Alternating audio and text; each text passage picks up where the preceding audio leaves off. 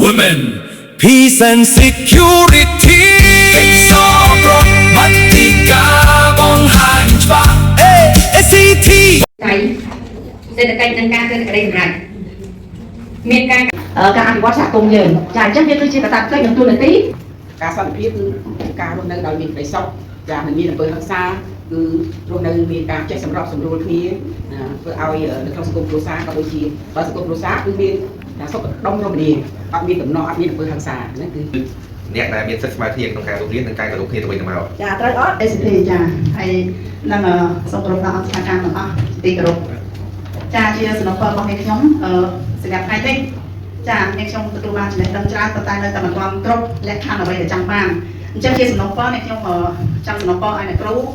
អញ្ជើញចូលទៅផ្សព្វផ្សាយនៅសហគមន៍ស្រុកបេក្ខតាអ្នកខ្ញុំពីព្រោះអីនៅនោះមានក្រុមហ៊ុនច្រើនតែសហក្រុមហ៊ុនច្រើននេះនៅនោះ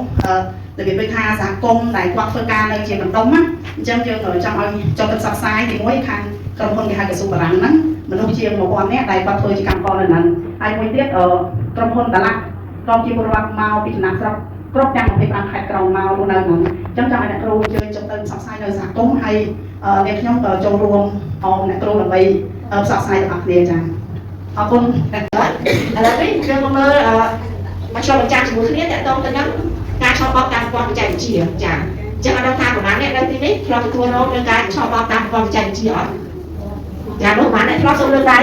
ចាអ្នកធ្លាប់គេបោកតាមបច្ចេកវិទ្យាចាខ្ញុំស្គាល់បងលើកដៃមកខ្វាក់គេចាគេអ្នកលើកដៃខ្វាក់គេហើយចាអរគុណច្រើនហើយអ្នកដែលធ្លាប់ចាញ់បោកគេតាមបច្ចេកវិទ្យានេះជួយចែកម្លែកបានទេចាអ្នកនេះខ្លះអាចជួយចែកម្លែកមួយដែរនៅក្នុងបច្ចេកវិទ្យានឹងដែរចាឬក៏យើងហៅមួយទៀតថាវាថាអនឡាញចាការបោកប្រាស់តាមបច្ចេកវិទ្យាណាបោកប្រាស់តាមប្រព័ន្ធខ្យល់ហ្នឹងទូរស័ព្ទ smartphone ឬក៏ computer ឬក៏ប្រព័ន្ធទូរស័ព្ទដែលយើងប្រើនិយាយគ្នាចុះឡើងហ្នឹងចាអានោះយើងហៅប្រភព digital ចាអញ្ចឹង digital ទាំងអស់ហ្នឹងជាផ្នែកមួយនៅក្នុងបច្ចេកវិទ្យាទំនើបចាតែក្នុងហ្នឹងយើងឲ្យឈ្មោះដូចជា smartphone ទូរស័ព្ទឆ្លាតវៃប៉ុន្តែធ្វើអ្នកប្រើឆ្លាតទៅចេះប្រើប្រព័ន្ធមុខងារវិញទៅចាអញ្ចឹងទូរស័ព្ទឆ្លាតទៅវិញ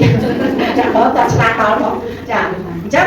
វាថា digital ហ្នឹងខ្មែរយើងគាត់ថា digital ដែរចា